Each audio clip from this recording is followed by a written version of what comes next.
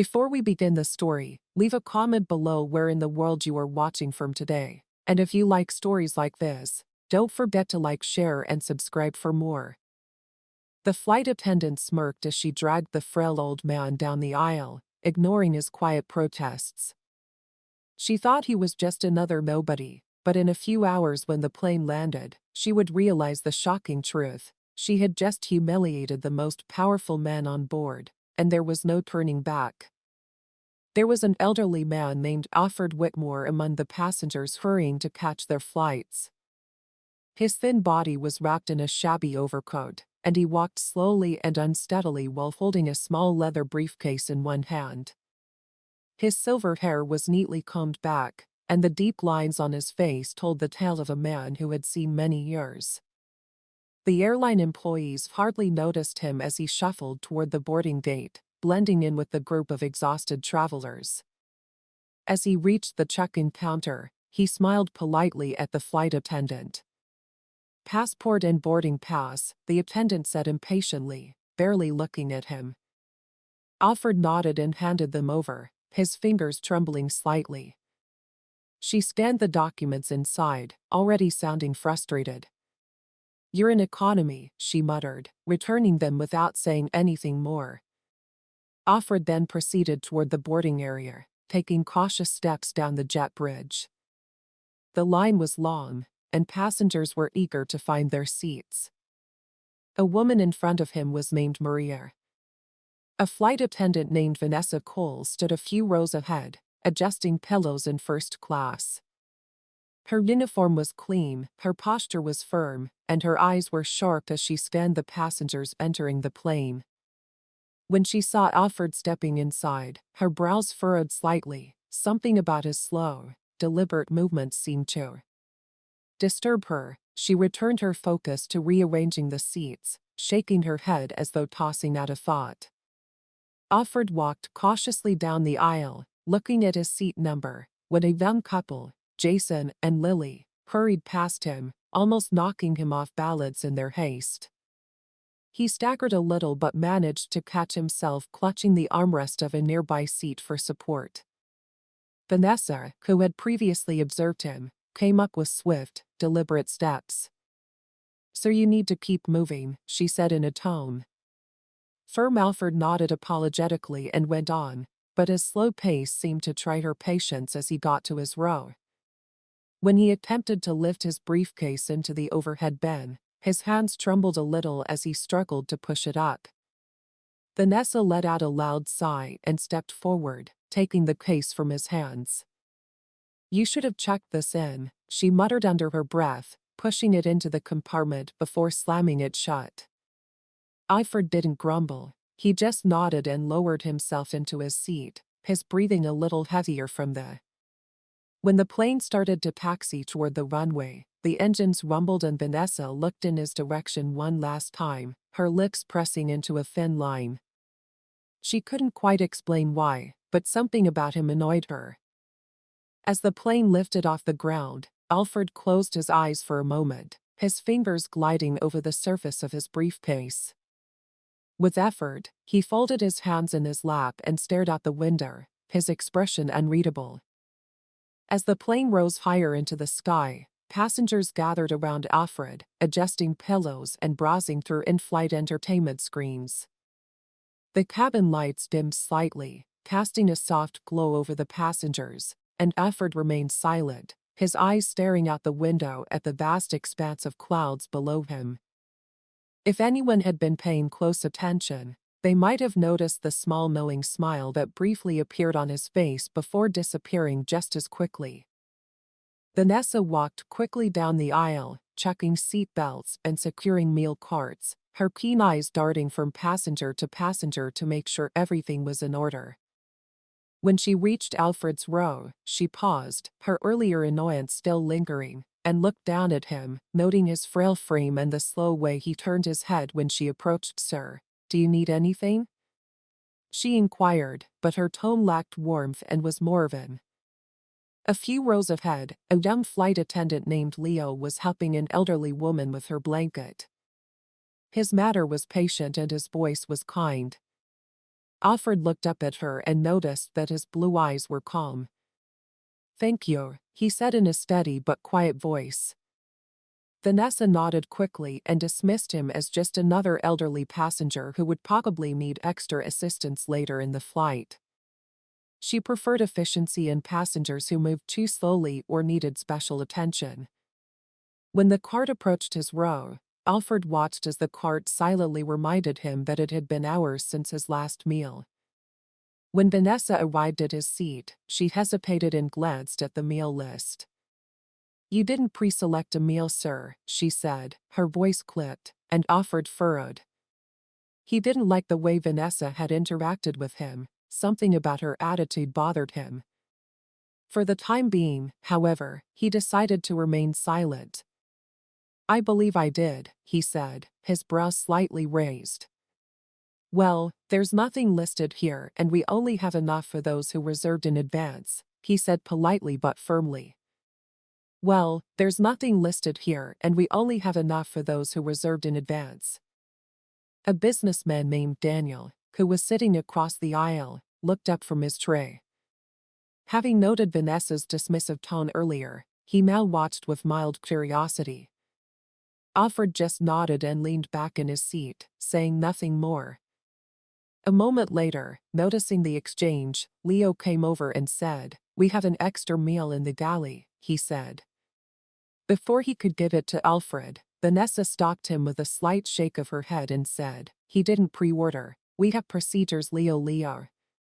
It's just an extra meal, he should eat," with her lips pressed into a thin line. Then, without saying another word, Alfred remained motionless, his face unreadable, and the businessman across the aisle shook his head slightly while muttering to himself. The tension persisted for a few moments. Before the passengers went back to eating, Leo looked at Alfred with a pitying expression in his eyes and leaned in slightly to say, "I'll see if I can find something for you, sir." Alfred nodded but said nothing, and his fingers tapped softly against the leather of his briefcase. Vanessa went about her rounds, content that she had followed the airline's rules, and she didn't notice the looks that were exchanged between the passengers who had seen what had just happened.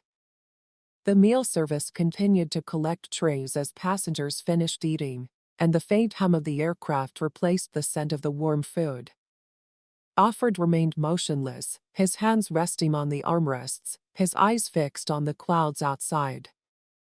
He hadn't said a word since the brief exchange with Vanessa, and if he felt insulted, he didn't show it. However, others had noticed that Daniel, the businessman across the aisle, leaned slightly toward him. Alfred said, muttering to himself, "That wasn't right, you paid for this flight like everyone else." He turned his head slowly and gave a slight nod. "People reveal themselves when they think no one important is watching," he said quietly, his voice carrying no anger, just a simple truth. Leo returned a short while later with a small wrapped sandwich from the galley. He bent down and spoke in a hushed tone. "I was able to get this, sir," but before Alfred could reply, Vanessa appeared next to them, her keen eyes flicking too. Vanessa turned to Alfred, her voice more clipped than before. "Sir, I understand that you may need special accommodations, but we have guidelines in place for a reason. Next time, I suggest you arrange for proper meal selection ahead of time. We don't make exceptions if we start bending the rules for one person. We'll have to do it for everyone," she said firmly, her voice low but full of authority. Leo clenched his jaw but said nothing. He nodded slowly and said, "I'll remember that." Something in his words caused Vanessa to shift uneasily, but she quickly brushed it off and left, putting the sandwich back in the service cart. The businessman across the aisle let out a sharp exhale, saying, "Unbelievable." The atmosphere in the cabin had changed. The incident had been minor, but it left an uneasy feeling lingering in the air. Passengers who had previously been lost in their own worlds were now paying closer attention to Alfred, but they remained calm as fingers again. Other passengers nearby had also noticed the interaction, and their quiet murmurs filled the cabin. A woman seated behind Alfred leaned toward her husband, asking, "Did you see that?" They wouldn't even let him have a simple sandwich. Her husband shook his head. He was waiting, not angry or defeated, and he brushed over the surface of his briefcase. Meanwhile, in the galley, Vanessa was putting away the last of the meal trays, and Leo stood next to her with his arms crossed, his annoyance visible on his face. "You didn't have to do that," he said, and Vanessa hardly gave him a sidelong glance. "I was following protocol," Leo snared. "You were being needlessly cruel." "I don't make the rules, Leo." He should have planned ahead. Vanessa turned abruptly, lowering her voice. "Maybe you just don't like the way he looks." Leo's jaw tightened, and Vanessa's fingers tightened around the edge of the service card. She didn't answer, but the irritated look in her eyes said enough, so she turned on her heel and left Leo standing there, watching her retreating figure. The flight went on without incident, but something had changed. The passengers were watching every move, every conversation, and Alfred The cabin had fallen into a quiet lull with passengers either napping, reading, or staring at their screens. The overhead lights were dimmed, casting a soft glow across the rows of seats, and the steady hum of the engines filled the stillness, but beneath the stillness, there was an unspoken tension. A few passengers exchanged glances, their minds still on what had happened earlier. Alfred remained in his seat, his posture relaxed but his fingers slowly sharpened. Frail old man who had been dismissed and ignored just sat there waiting. A few rows ahead, Vanessa moved methodically through the aisle, making sure everything was in order. She enjoyed these moments, feeling in control of the cabin, and her authority was unquestioned, or so she believed. As she passed by first class, she greeted a group of well-dressed travelers with a warm smile. Tracing the worn edges of his briefcase was the only indication that his thoughts were still active. He was in no rush, having spent a lifetime watching people and studying them, knowing exactly when to act and when to remain still. Her behavior was entirely different from how she had treated Alfred, one of the passengers. Richard, a man in a fitted suit, nodded politely before continuing to speak with a coworker. Meanwhile, back in economy, Alfred reached for his bottle of water. The plastic cap was tightly sealed, and his hands, although steady, lacked the strength they once possessed. He twisted it carefully, but it refused to move across the aisle. Daniel noticed and leaned over. "Here, let me help," Daniel said, reaching out, and Alfred handed the bottle over with "I was just helping him with his water bottle." Daniel looked up, surprised by the sudden command, "Sir, please remain in your seat and avoid unnecessary movement." Vanessa's eyes flicked between him and Alfred. "If he needs assistance, he should have asked a crew member," she replied in a cold tone. Daniel's jaw tensed at that, so he easily twisted off the cap and handed the bottle back to Alfred, saying, "Well, now he doesn't need your help. Just remember, sir, that there are rules on this flight for a reason." Daniel leaned back in his seat and shook his head, and some people seem to think they're in charge of more than just rules. Vanessa chose to ignore him and kept walking down the aisle, but the conversation was not lost on anyone. Alfred took the bottle, his grip firm, and his eyes met Vanessa's for a quick moment before turning away and taking a slow sip of water. Vanessa returned to the galley a short while later, adjusting her uniform. As she pulled out the passenger manifest, she glanced at the names, stopping on Alfred Whitmore. Something about the name lingered in her mind, but she dismissed it. He was just another economy passenger, one of hundreds she had served over the years. Leo stood nearby, arms crossed, having seen the exchange between her and Daniel, and his patience was wearing thin. "Do you even hear yourself?" he asked, shaking his head. Vanessa let out a sharp exhale and said, "Leo, if you have something to say, say it." He moved closer and said, "You treat people differently depending on what you assume about them." Economy bits whatever patience you have, and first class bits smiles and perfect service. That's called efficiency. Vanessa smirked, but her annoyance was clear. If you're too soft, passengers will take advantage of you. Leo's voice was quieter now but firm, or perhaps you're just afraid to treat everyone with the same respect.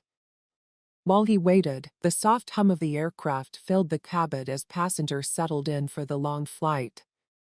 Some had reclined their seats, drifting into light sleep while Leo watched her walk away, shaking his head. He had a feeling she was going to regret this flight, but it wasn't his battle to fight back in his seat. Alfred remained quiet, his expression unreadable, his patience endless, but it wasn't infinite.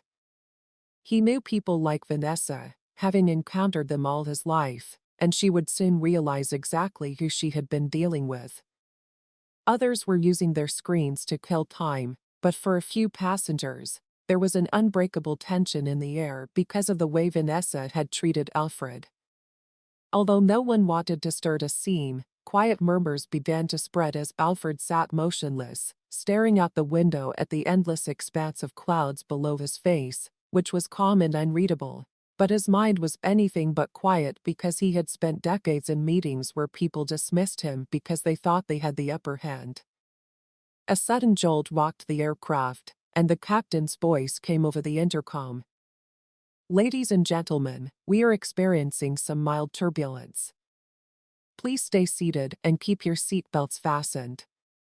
Vanessa moved quickly down the aisle, making sure passengers complied.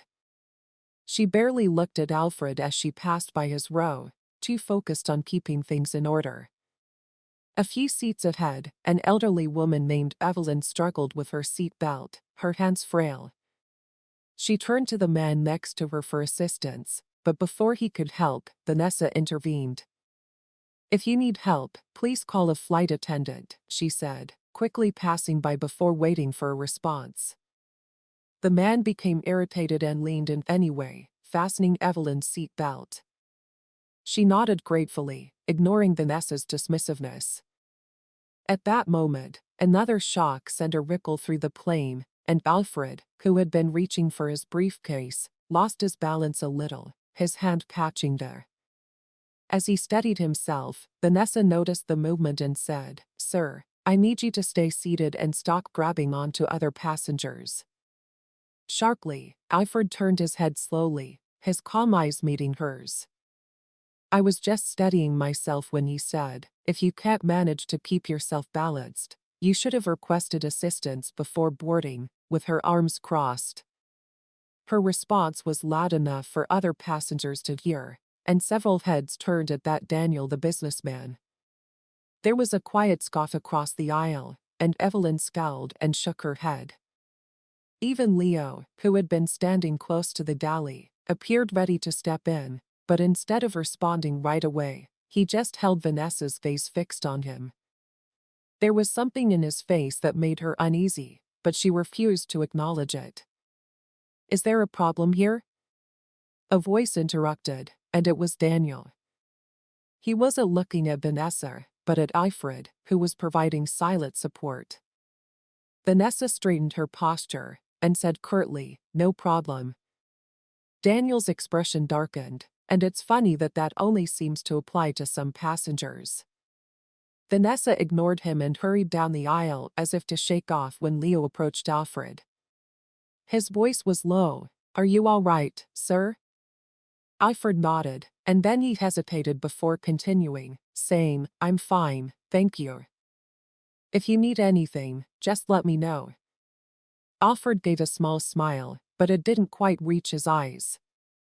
I appreciate that. Leo turned back toward the galley, but as he left, he couldn't shake.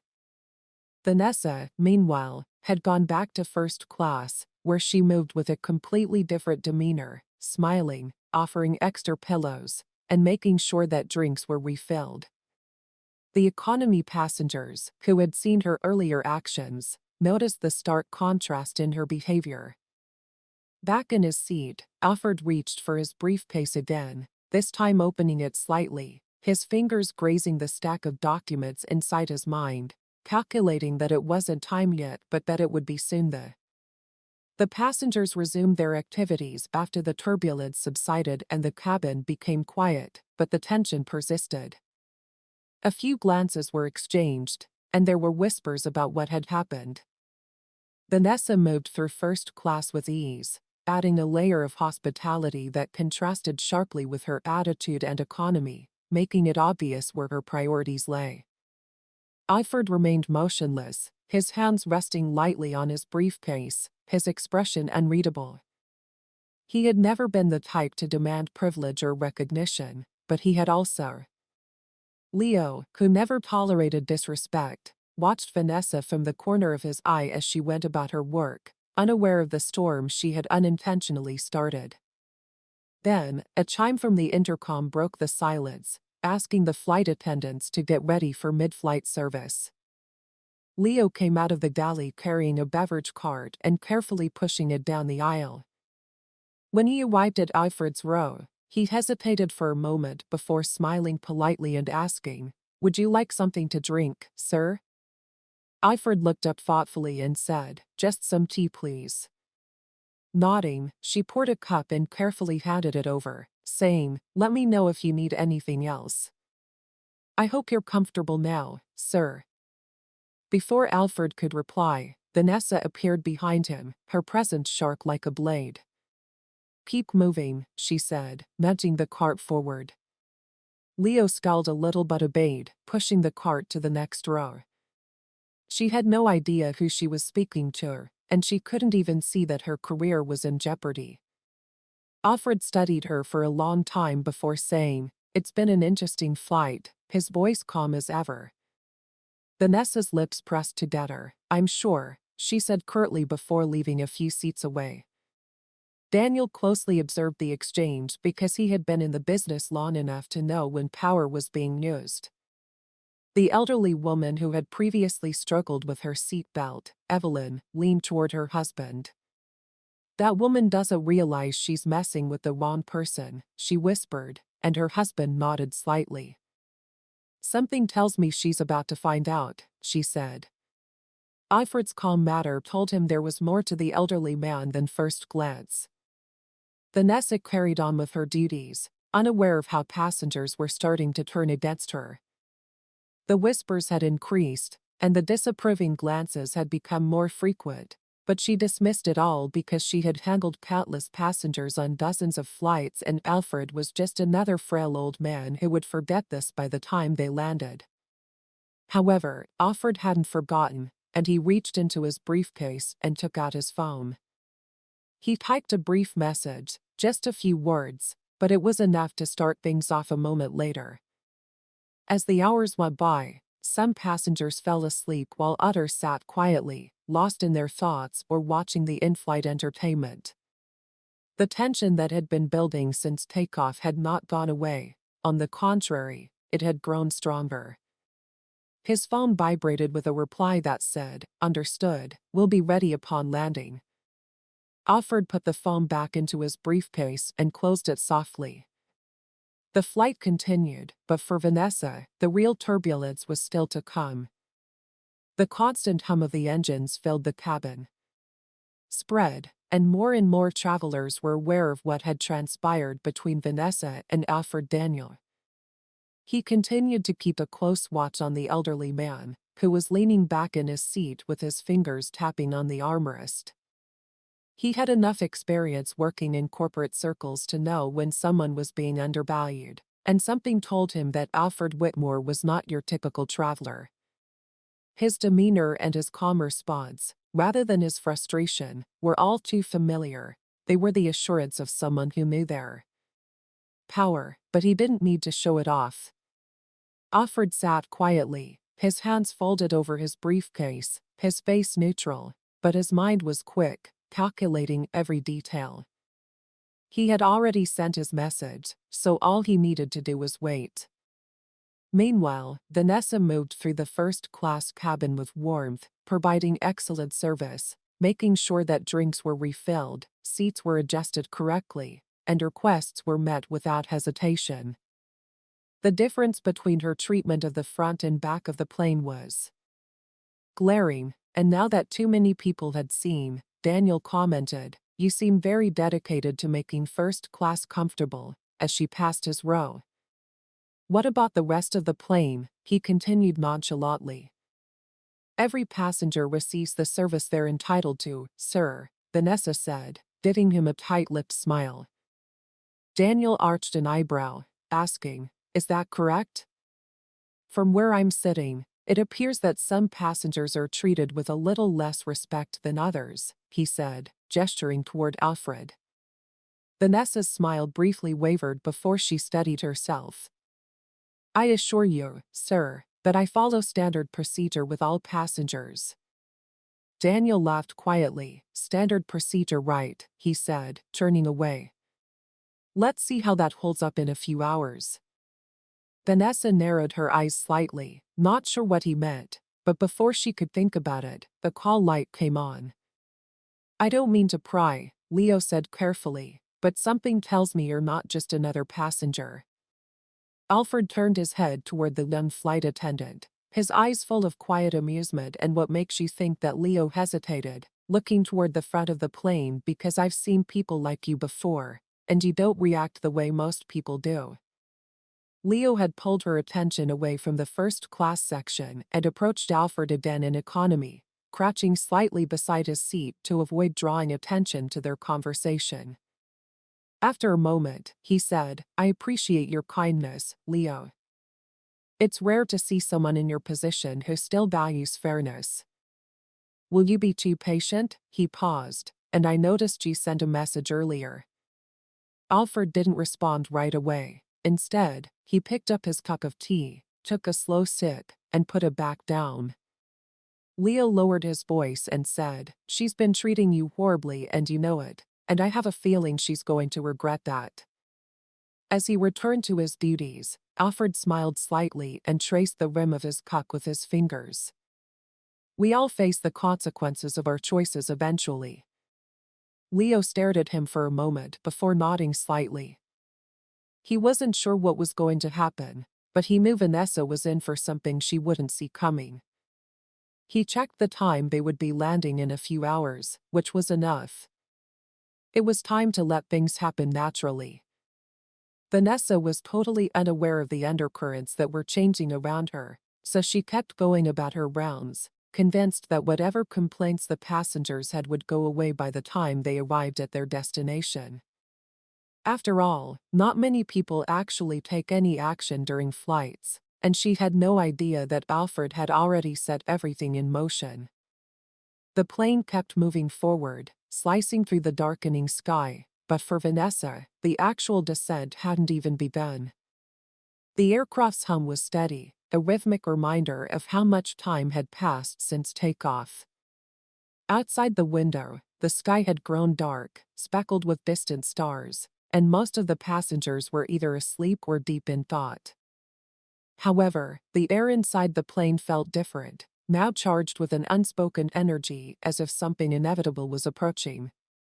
Alfred remained seated, his posture relaxed but his mind as sharp as ever. His fingers traced gently the leather of his briefcase, the very item that contained the key to everything Vanessa had been so quick to dismiss. He had seen arrogance before and had dealt with people like her more times than he could count. He had dealt with people who thought power was about reminding people of their position, enforcing rules, and exercising control. But real power, the kind Vanessa had overlooked, was quiet, patient, and precise. As she walked down the aisle, her polished shoes clicking softly against the floor, she had persuaded herself that everything was fine, that the turbulence had passed, that first class was satisfied, and that any annoyance that had accumulated in economy would vanish the moment the passenger got off the plane. The complaints were just that, complaints, and they hardly ever amounted to anything, but the mutterings had not stopped. Rather, they had only become more subdued and thoughtful, and the passengers weren't forgetting that they were waiting at the front of the aircraft. Richard, the first-class businessman, checked his phone and saw a notification. According to an internal memo from the airline's executive team, His eyes shifted to the economy section and briefly settled on Alfred.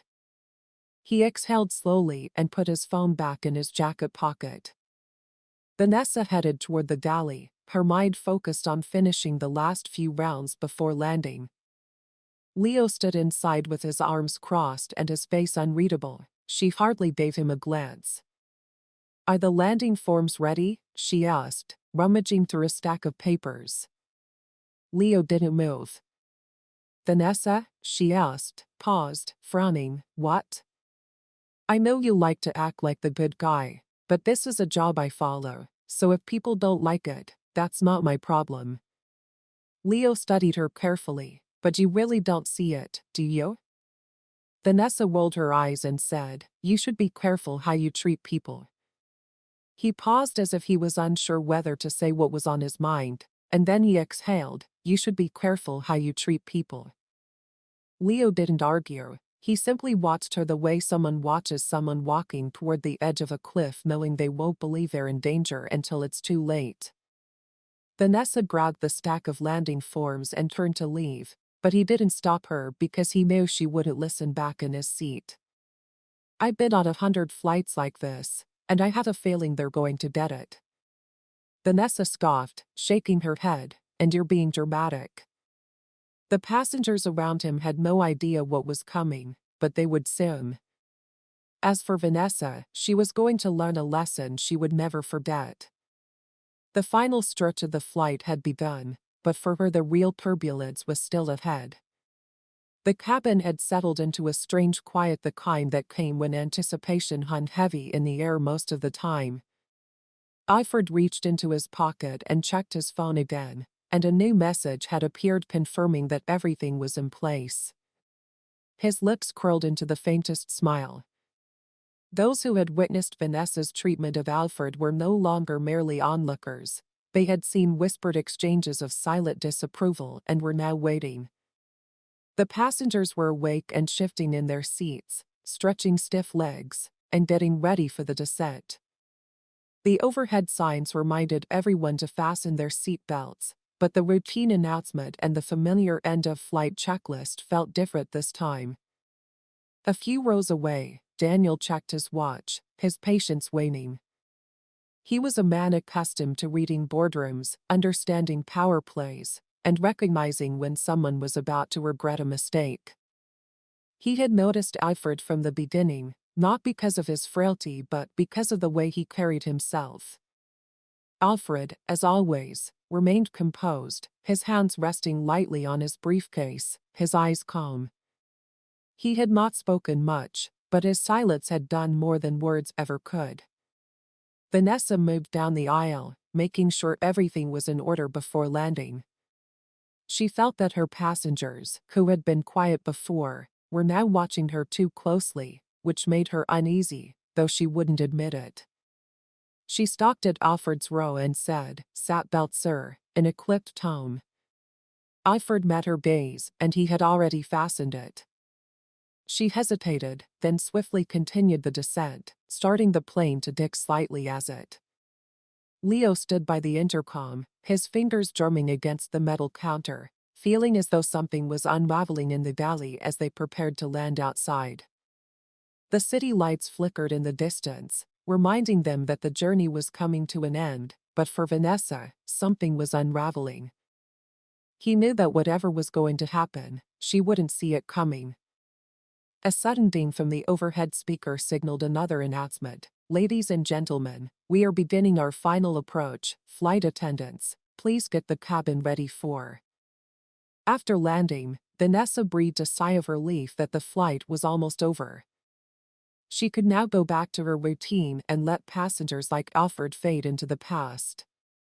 Then, the unexpected happened. The door of the cockpit clicked open, and the captain himself entered the cabin. He was a tall, commanding man with a keen eye, and he hardly ever left the controls unless it was absolutely necessary. Some passengers turned, while others muttered to themselves, and even Vanessa appeared surprised. "We've been informed of your presence on this flight, sir," the captain added, clearing his throat in a calm but firm voice. "Mr. Whitmore." Alfred slowly raised his head, his face as composed as ever. On behalf of the airline, sir, I want to personally apologize for any inconvenience you've experienced, the captain said. The passengers froze, their eyes darting between Alfred and the captain, trying to make sense of what they had just heard. Vanessa stiffened, barely processing the words at first. Mr. Whitmore. She turned to face Alfred, her breath catching in her throat, but that couldn't be right. He was just an old man, just a slow-mo moving ordinary economy passenger, but he wasn't. The realization struck her like a cold wave. Alfred Whitmore wasn't just a passenger, not just another elderly traveler battling to find a seat with Alfred Whitmore, the airline's main shareholder, the man who owned more of the business than anyone else, the man she had disregarded, humiliated in front of a whole cabin full of people, her chest tightening as a ripple of whispers spread like wildfire through the cabin as passengers turned to one another, muttering in low voices, eyes widening as they processed the revelation. Daniel smirked, shaking his head. Knew it, he muttered under his breath. Evelyn gripped her husband's arm, but she had no choice. The captain continued talking without realizing that Vanessa had gone pale and that she had suddenly grasped the service card as if it were the only thing holding her upright. "We've already contacted our executive team, sir," the captain said politely, "and they will be waiting upon landing to discuss any concerns you may have."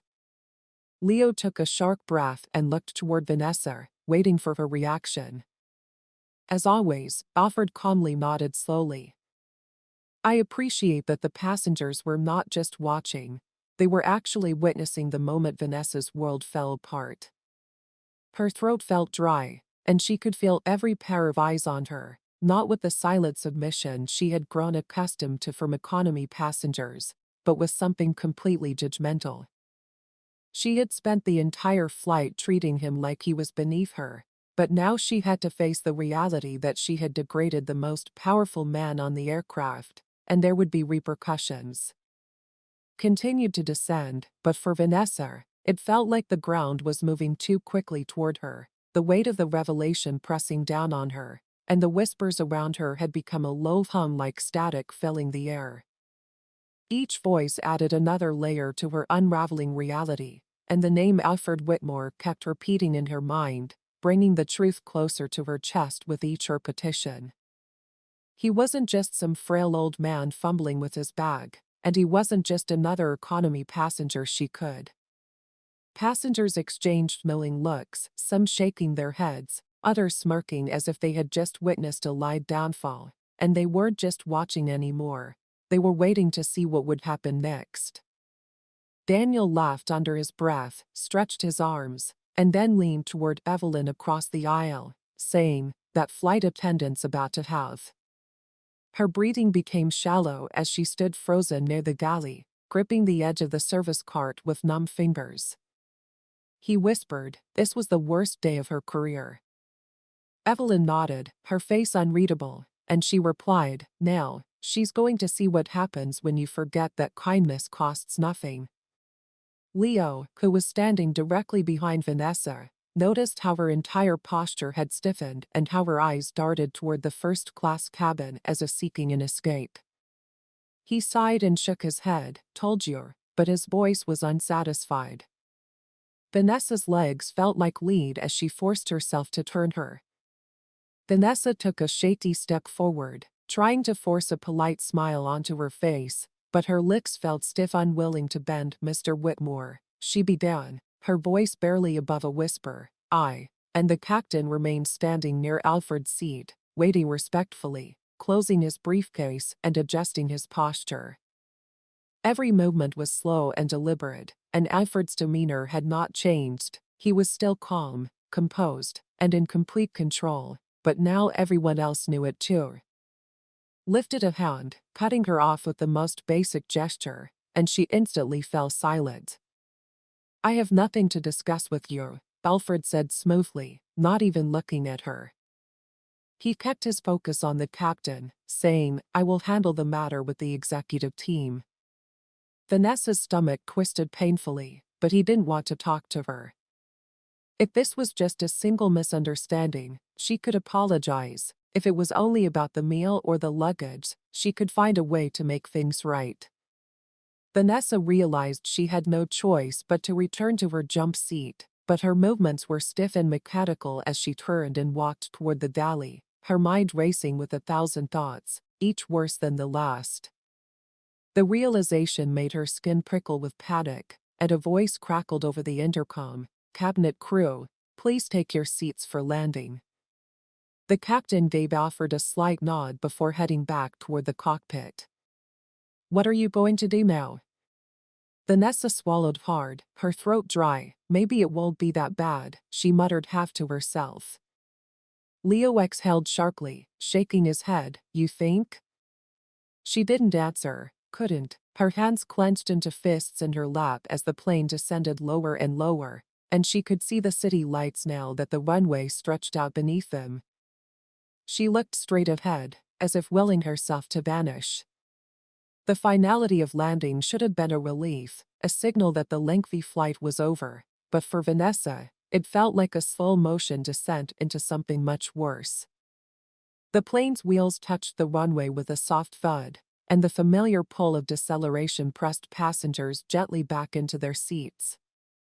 Merciless as the plane made its final approach, Vanessa forced herself to breathe, but it felt like she was suffocating because she knew deep down that the moment that plane landed, her life was over. The final announcement echoed over the speakers, "Ladies and gentlemen, welcome to our destination. Please remain seated until the seatbelt sign is turned off. We appreciate your cooperation and thank you for flying with us." Her hands were clammy, her pulse racing as she unbuckled herself from the jump seat. The cabin was filled with the typical shuffle of passengers reaching for their bags and stretching after the long flight, murmuring in exhausted voices, but beneath the routine, there was something else everyone was still doing. Vanessa's heart pounded painfully against her ribs as she stood there smoothing her uniform with stiff fingers. Perhaps if she kept her head down and moved quickly enough, she could avoid what was about to happen. But before she could move, the cockpit door opened again. The captain left with an unreadable expression, followed by another crew member holding a clipboard. She then noticed that 2 airline executives in dark suits were already inside the jet bridge, waiting just outside the aircraft door, and security was standing next to them. Vanessa felt the blood drain from her face as she glanced at Alfred, who was still seated and hadn't made any moves to rush off the plane like the other passengers. He wasn't in a hurry or flustered because he was the reason they were here. The usual hum of conversation was getting louder, but there was an underlying current of energy as if everyone was waiting for something more. Daniel, who had been watching everything unfold from across the aisle, smirked as he took his carry-on from the overhead bin and said, "This should be interesting." Evelyn, who was still sitting with her husband, sighed softly and said, "I'd say I feel bad for her," but she whispered, "But I don't." Leo was silent, but his keen eyes darted between Vanessa and the group of people waiting just outside the door. His hands tightened around the strap of his service bag, and Vanessa's breasts grew shorter. She forced herself to move, stepping toward the front of the plane, but the moment she did as she turned slowly, dread curling in her stomach, the captain's voice stopped her cold. "Vanessa," he said firmly, his voice low but full of weight. "You need to stay on board," he said. "The executive team needs to speak with you before you disembark." Her mouth went dry. Passengers were filing out now, some giving her knowing looks as they passed, while others just watched from the corners of their eyes. Vanessa turned back to the jet bridge, where the airline officials and security were waiting. The cabin's air felt too heavy against her chest, so she tried to swallow the lump in her throat. "This is just a discussion, right?" she asked, her voice barely above a whisper. The captain didn't respond right away, and when he did, Vanessa's knees felt weak. Passengers were still passing her, some whispering, others watching openly. She couldn't avoid the humiliation and judgment, and the weight of everything she had done on this flight was falling on her. Alfred hadn't moved, but she could feel this. She turned just enough to see him sitting there calmly, patiently, his fingers brushing over the briefcase in his lap as if he had all the time in the world. Her mouth opened, words of defense, explanation, and desperation hovering on the edge of her tongue, but she saw the way he looked at her, filled with quiet, unwavering certainty rather than anger or gloating satisfaction. It was then that she realized he had known this was coming from the beginning, and she had walked right into it. The last of the Vanessa's feet felt like lead as she forced herself forward one step at a time, her movements robotic. When she reached the door, she hesitated, her head gripping the metal edge of the doorway outside. The airline official straightened. Security watched her closely. There was no escaping this, her career, her reputation. The passengers had left the plane, which was now almost empty except for the crew. The air felt colder, the silence heavier, and Leo stood a few feet away, his expression unreadable. The captain nodded toward the exit. "They're waiting for you." Alfred stayed seated as she stepped onto the jet bridge, knowing that everything in her life was about to change and that there was nothing she could do to stop it. Only after she was gone did he get up, straighten his coat, pick up his briefcase, and then leave the plane with the same calm patience he had maintained throughout the entire flight. The jet bridge felt colder than the plane, with the artificial lights creating a harsh glare on the smooth metal walls. Vanessa's legs were stiff as she stepped forward, her heart pounding in her ears. One of the executives, a tall man with keen eyes, finally stepped forward. His name tag read Anthony Reed, Senior Operations Director. "Miss Cole," he said in a professional but detached tone. The suit-clad airline executives stood in a rigid line, their faces carefully blank, their expressions giving nothing away behind them. Two security officers remained still, their presence subtle but undeniable. She wanted to speak, to say something, but her throat felt tight, her words trapped beneath the crushing weight of what was happening. Vanessa's hands were clenched at her sides. "Sir." I held up a hand to stop her. "This is not the time to explain yourself. We will do a thorough review. However, I advise you to listen carefully before speaking." Her mouth snapped shut as a second executive, a short-haired woman with short black hair, took out a sleek tablet and swiped at the screen. "We have already received numerous reports about the treatment of a specific passenger, Mr. Alfred Whitmore, and the name sent shockwaves through the air. The woman's persistent failure to provide adequate service, public humiliation of a paying customer, and direct violation of the airline's customer care policies indicates a pattern of behavior that is both unprofessional and unacceptable, according to Vanessa's Vane's passenger complaints and crew member observations." Vanessa's breath caught as she said, "I didn't miss Cole." Anthony interrupted, his voice firmer, "We have footage."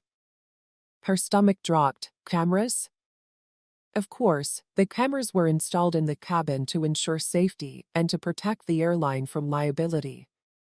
She had dismissed Alfred so easily and carelessly, thinking that economy passengers rarely had the strength to fight back, but Alfred wasn't just another passenger, and now that she had nowhere to hide, Anani's expression hardened.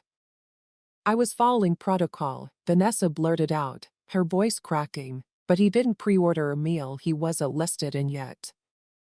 Anthony ignored her interruption, refusing to serve Mr. Whitmore despite his reasonable requests, most notably by physically grabbing his briefcase and taking away his meal. "When another flight attendant tried to give him an available meal, you personally interfered," Anthony said. Vanessa swallowed and said, "We also reviewed interactions between you and other passengers." The woman continued, "It is clear that there was a difference in your treatment of first-class and economy passengers, specifically in tone responsiveness and overall attentiveness." Vanessa's hands trembled. She had never given it much thought and had no idea how much of her bias was being recorded. It was now held up in front of her like a mirror, and she was unable to turn away from Anthony. He took a step closer, his piercing eyes locking onto her. "Miss Cole. I'm going to be very clear." Vanessa felt her lips part a little, but no words came out. "You misjudged someone," he continued, "not just in title but in character. Mr. Whitmore did not ask for special treatment or demand recognition for his position, but do you know what he did? He let you show exactly who you are," Anthony said icily, "and now you will answer for it." A short gust of air hit her as the jet bridge passed. For the first time since getting off the plane, Vanessa saw Alfred in full. He wasn't just an elderly man, he was a quiet, unassuming passenger who walked with purpose, his briefcase still tucked under his arm, his eyes steady and unreadable. The door opened again, and she turned her head slightly, her stomach twisting. Alfred had stepped onto the jet bridge, and as the passengers passed him, some whispering, others casting knowing glances, but he paid no attention to them. The executives turned to him right away, their faces changing to something much more respectful. "Mr. Whitmore," Anthony said, his voice bearing a weight of authority tinged with caution. "I apologize on behalf of the airline, and we have already begun reviewing the incident." And Alfred lifted a hand slightly and Anthony fell silent.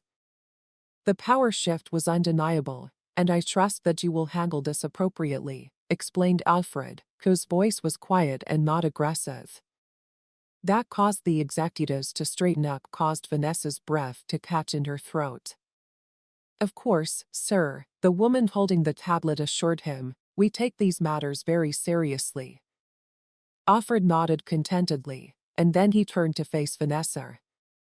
She felt her stomach turn, but his expression was devoid of anger and satisfaction from seeing her struggle, which made it worse because he wasn't viewing her as an enemy but rather as someone who had already lost Vanessa. Excuse that would save her, but she knew in her heart that nothing she said would matter. Now, Alfred turned back to Vanessa, his expression unreadable, and said, "I don't believe in revenge," in a calm but firm voice, "but I do believe in accountability." The words struck her more strongly than any punishment they could have written down against her. "Miss Cole, you will be suspended immediately pending further investigation, and you must fully comply with the internal review process. Until a decision is made, your access to the airline's systems and operations will be suspended." Vanessa's breath caught in suspension, and she opened her mouth in desperation. "Now, sir, please," she said, but Anani's piercing gaze silenced her. "This meeting is over," he said, adding that we will be in touch regarding the next steps.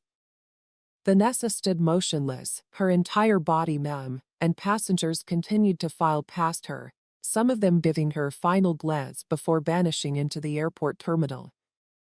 Leo, standing just inside the jet bridge, took a slow breath before turning and walking. As Daniel went by, he paused just long enough to shake his head before continuing on with the others.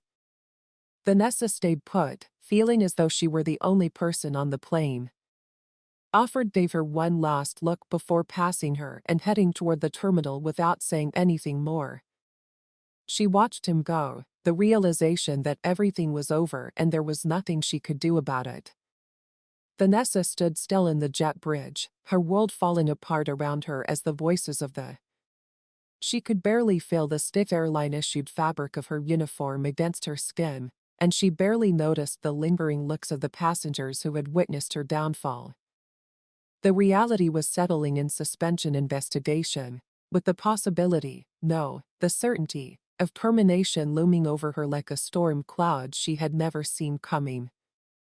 Executives had faded into a dull hum in her mind, drowned out by the pounding of her own heartbeat.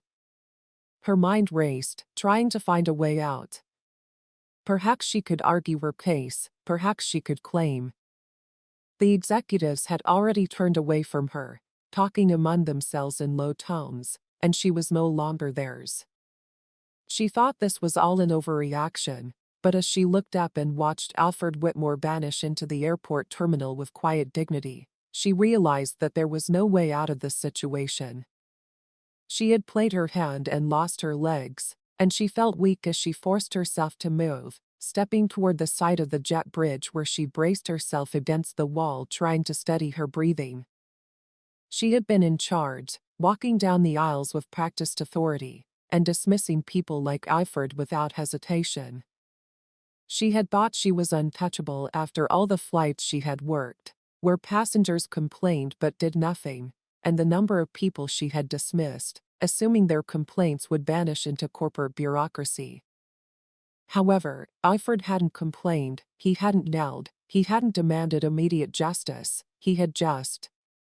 She remembered every instance of her impatience, including the refusal to serve him food, the way she had removed his bag from his hands with barely disguised annoyance, and the fact that she had treated the airline owner like an inconvenience, demeaning a man who had founded the very company she worked for. Now that she was paying the price, a sudden burst of activity near the terminal entrance caught her attention and pulled her from her downward spiral. Her humiliation wasn't going to remain confined to this jet bridge. By the end of the day, all airline employees would be aware of what had happened, and by the end of the week, employees from various bases and regions would be discussing the flight where an attendant dragged an elderly man down the aisle. She turned her head and noticed a group of airline employees gathered around whispering to one another. Their eyes flickered between Alfred and the executives, and their faces showed confusion and curiosity. She pushed herself off the wall and forced herself to walk forward after learning that he owned the airline. Her stomach twisted painfully, and she could already picture the whispers in the quiet stares and break rooms during training sessions, how her name would be mentioned as a warning and an example of what not to do. She didn't want to stay here any longer, but as she reached the end of the jet bridge, one of the executives called her name, Miss Cole, and she stalked, her fingers curling into fists at her sides. Anthony. Consider yourself lucky that Mr. Whitmore did not demand immediate action beyond a suspension. Had he insisted that you wouldn't even be given a review process, Vanessa felt her throat tighten. Anthony exhaled, looking down at his tablet. The final decision will come from corporate, but if I were you, I would start thinking about other career options. Reed, the senior operations director, studied her with the cold, detached gaze of a man who had delivered more terminations than he cared to count. With trembling hands, she took out her phone, her fingers barely able to type as she scrolled through her messages. No new emails, no reassurances, just silence. She wanted to protest, insisting that she could change, that this had been a misunderstanding, but she knew better than to do so because nothing she said would matter now. Anthony turned to speak quietly with the other executives, their conversation already moving past her.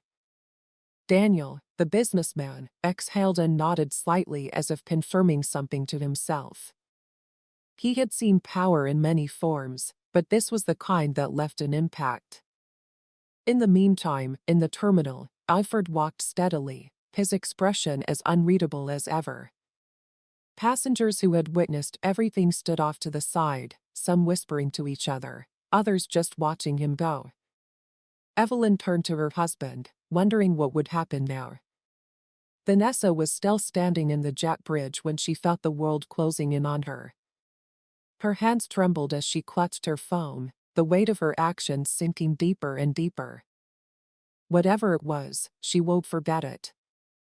Leo lingered near the terminal entrance, watching Alfred with quiet admiration.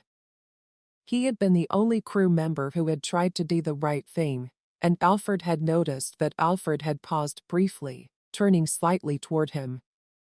Their eyes met, and they nodded, but that was all that Leo had to offer. Vanessa stood in the jet bridge long after Alfred had vanished into the terminal, the weight of what had just happened pressing against her chest heavy and suffocating her body, refusing to move her mind. She cycled through every mistake, every moment where she could have acted differently, but a part of her still wanted to believe that this was just a bad day at work, but she also knew that there was no undoing what had already been done. Salvageable, perhaps, if she could just clarify that she hadn't meant anything personal and that she had only been following protocol. However, she knew deep down that was a lie. Instead, she had been following her own bias, her own impatience, and her own judgment of people based only on their appearance, how they moved, where they were seated, and, worst of all, she had done it without even considering it, as her breathing became unsteady as she watched the last of the passengers vanish. Life outside of this flight had moved on, but she hadn't. She clutched her phone tighter and desperately scrolled through her messages, but there were no calls from her supervisor defending her, no assurances from superiors that she was important enough to be defended, and no one to reassure her that it would be okay. The airport was bustling with people hurrying to connecting flights, families reuniting, businessmen checking their phones as they walked. Leah walked by her with a lingering look, saying nothing, but his silence said volumes. She had disregarded his warnings and brushed off every opportunity to treat people with basic respect, and now she was standing here alone, drowning in the consequences. She forced herself to take a step forward, her legs stiff, as she entered the terminal. The executive team was still gathered near the exit, deep in conversation, and Vanessa thought about.